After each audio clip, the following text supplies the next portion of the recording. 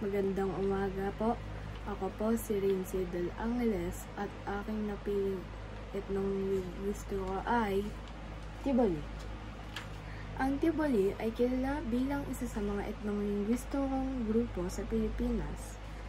Sila ay naninirahan sa Timog Kanlurang Mindanao. Ayan. Partikular sa bundukan ng Timog Cotabato. Ang karamihan ng tribong Bitoli ay matatagpuan sa Lawa, Cebu. Wikang Tiboli na tinutukoy din ng Taga-Bili o Tiboli ay isang Austronesyo na sinasalita sa timog ng isla ng Pilipinas ng Mindanao. Ang kanilang pamahiin, bahay. Ang anyon ng kanilang bahay ay nag-iiba batay sa katayuan nila sa lipunan. Ito nga pala yung Tiboli House. Sundan.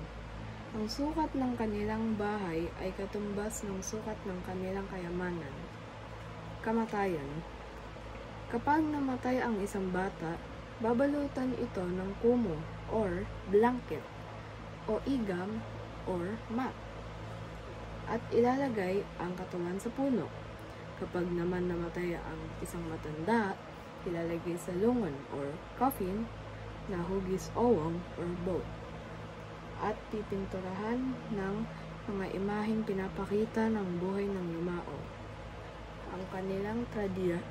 Ang kanilang tradisyon, Maninum, Tinalak Festival, Lemlunay Festival, and Hilobong Festival.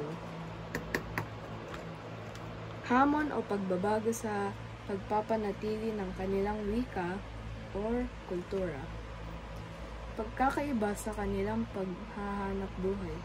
Pupunta sila sa ibang bansa upang makaahon sa kahirapan, kaugalian at tradisyon. Matatanda na lamang ang natitirang gumagamit o nagsasagawa sa kanilang mga kultura at tradisyon. Paggagamit ng kanilang suotan, ayan, kasama yun dyan. Paraan ng pagbabayad. Dati gumagamit sila ng barter or parang pagtatrade ng kalakal. Ngayon, gumagamit na sila ng pera.